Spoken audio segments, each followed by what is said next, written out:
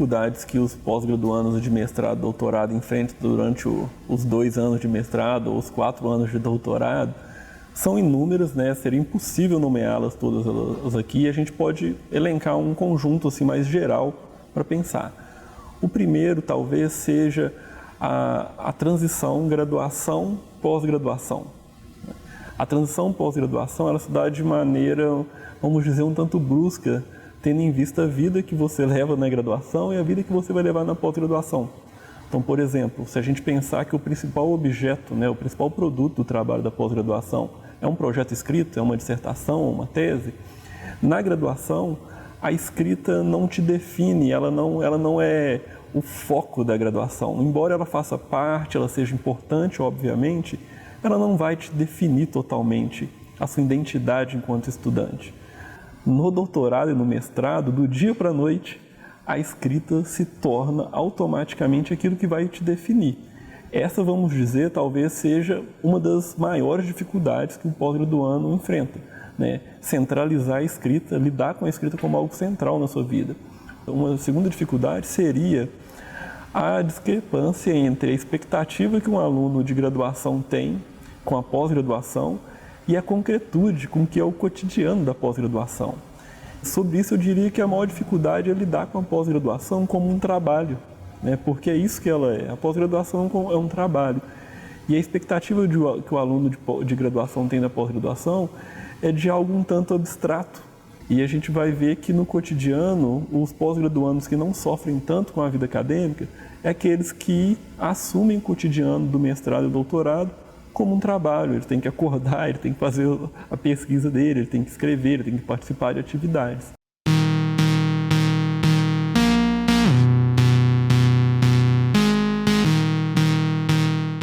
O bloqueio da escrita entre pós-graduandos é um sintoma comum, né? A ideia de bloqueio da escrita é um nome muito genérico para uma série de sintomas que o aluno tem para dificuldades para escrever. Então, por exemplo, ansiedade para escrever, travamento para escrever e outros sintomas psicológicos aí para escrever. O que a gente pode dizer é o seguinte: as pesquisas sobre comportamento de escrita e teoria da composição mostram algo muito interessante, é um pouco triste, mas interessante, que é o fato de que escritores acadêmicos são os escritores que mais sofrem com a escrita. Por quê? Porque são os escritores, e aí a gente tem que pensar uma série de divisões. Então, por exemplo, escritores de humanas e sociais lidam com a escrita de maneira muito diferente do que escritores de ciências naturais, exatas, biológicas lidam. Porque os escritores de humanas, e são as pessoas que mais sofrem, escritores e escritoras que mais sofrem com a escrita, eles lidam com a escrita como algo que eles já deveriam ter adquirido. Eles pensam que eles já deveriam saber escrever.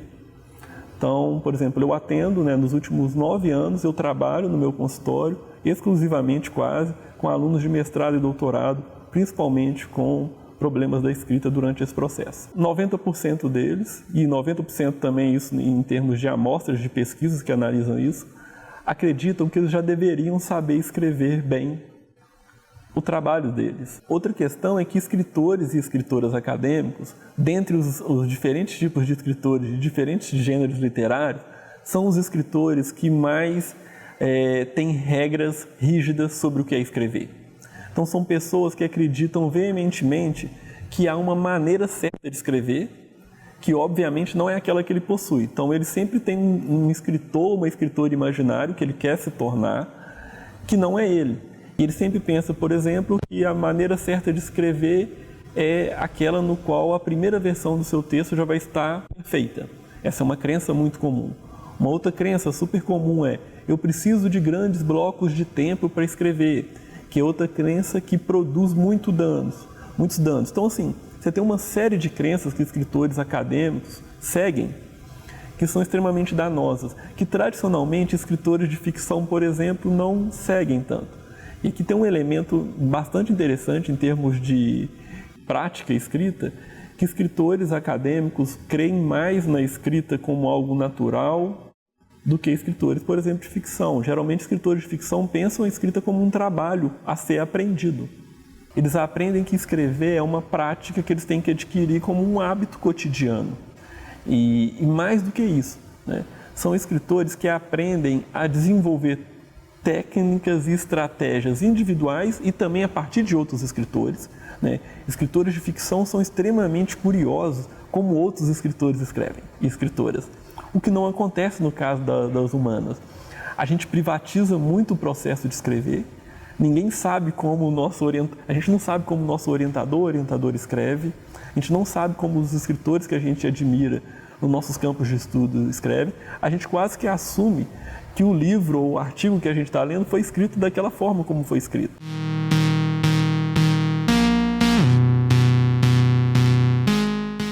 A gente tem pouquíssimos dados ainda sobre incidência de psicopatologia na população acadêmica da pós-graduação no Brasil.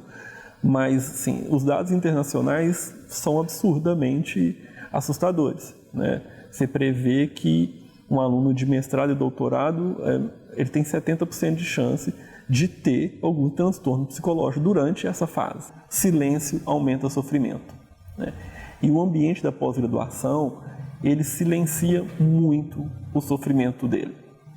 Isso assusta muito porque, se a gente pensar, por exemplo, nas ciências humanas, era o lugar onde deveria se expor, mas isso é um lugar que também não se expõe, né? Parece que há um certo controle da linguagem para não se falar. Se fala do sofrimento, mas ao mesmo tempo tem um abafamento, principalmente dos casos mais graves, né? Eu atendo casos muito graves, eu atendo tentativa de suicídio durante a pós-graduação e etc. E aqui vem um dado também grave. A maioria das pessoas que adquirem, né, que tem algum diagnóstico psiquiátrico durante a pós-graduação, esse foi o primeiro diagnóstico psiquiátrico da vida dela. Ou seja, foi durante a pós-graduação. Isso significa que só a pós-graduação foi responsável por isso? Obviamente que não. A gente tem que ver a história de vida da pessoa, eventos traumáticos, etc. Mas parece que há um indício aí de que é um ambiente que produz psicopatologia. Motivos, são vários, mas um bem específico do ambiente da pós-graduação. O senso diário de incompletude do dia. A pós-graduação, como ela funciona, é a vida acadêmica, a pós-graduação especificamente, ela produz muito um senso que você nunca terminou as tarefas que você tinha que ter terminado naquele dia. Então, em entrevistas, na minha pesquisa agora recente, com alunos de pós-graduação e com professores, e a literatura sobre o tema também mostra isso, que comparado com profissionais por exemplo, um psicólogo acadêmico, comparado com um psicólogo da prática clínica, eles vão ter níveis de satisfação muito diferentes com o trabalho, porque o psicólogo da prática clínica, por exemplo, ele sempre acaba o dia dele com um certo senso que o dia dele acabou. Ele executou tarefas que tiveram começo, meio e fim. O acadêmico geralmente não tem essa sensação, especialmente no momento atual, nas últimas 2 décadas da pós-graduação brasileira, onde a ideia onde o aumento, a exigência de produção aumentou bastante.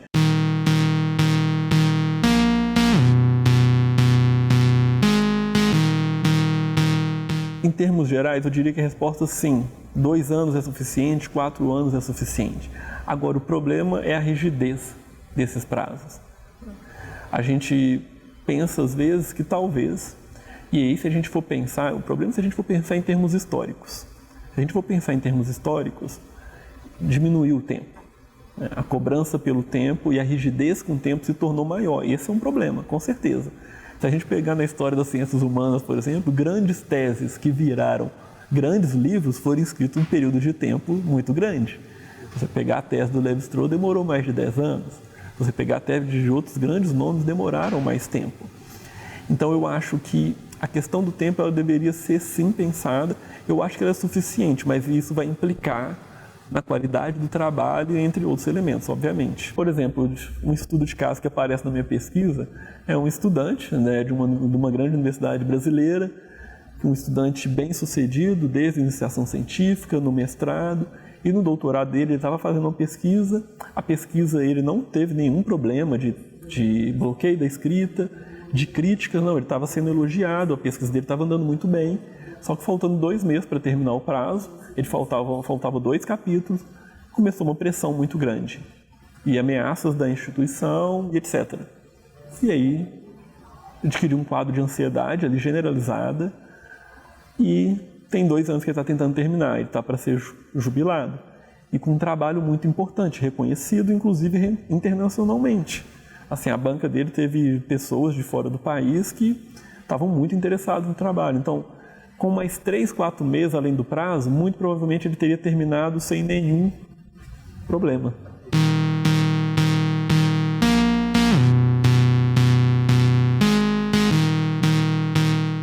Acho que o momento de procurar ajuda psicológica é o momento no qual você perceber que o seu cotidiano não está funcionando da maneira como deveria estar funcionando. Que você estiver experimentando estados psicológicos que te impedem de dormir, de se relacionar com as pessoas.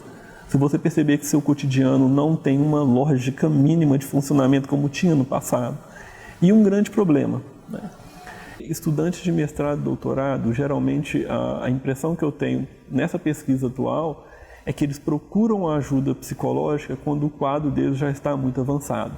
E uma hipótese que eu estou desenvolvendo a partir da entrevista com eles é que isso acontece porque há uma resistência a assumir que eles estão sofrendo com algo que era supostamente para eles não estarem sofrendo, que é com a vida acadêmica. Então há um senso que seria uma fraqueza muito grande isso acontecer com eles. E assim, eu acho que o ambiente da pós-graduação, a organização social da pós-graduação, ela é responsável por isso em grande medida, né? De alguma forma ela sinaliza para esses alunos que é fraqueza não dar conta de fazer aquele trabalho. A própria ideia de desistência. Muitas pessoas às vezes me procuram e elas decidem desistir da pós-graduação. E isso não necessariamente significa fracasso. Porque, como tudo na vida, às vezes a gente tem que desistir. A gente tem que desistir, às vezes, de relações abusivas. A gente tem que desistir, às vezes, de um trabalho que não tem relação com a gente. Elas podem descobrir no meio do mestrado que não era aquilo que elas queriam. Então, a ideia de desistência, ela é silenciada na pós-graduação. Enquanto em outros âmbitos da vida, ela é, inclusive, incentivada.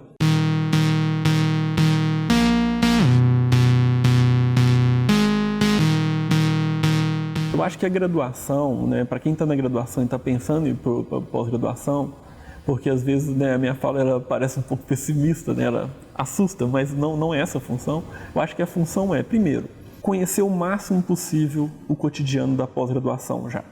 Se envolver em atividades, procurar conhecer estudantes que estão na pós-graduação.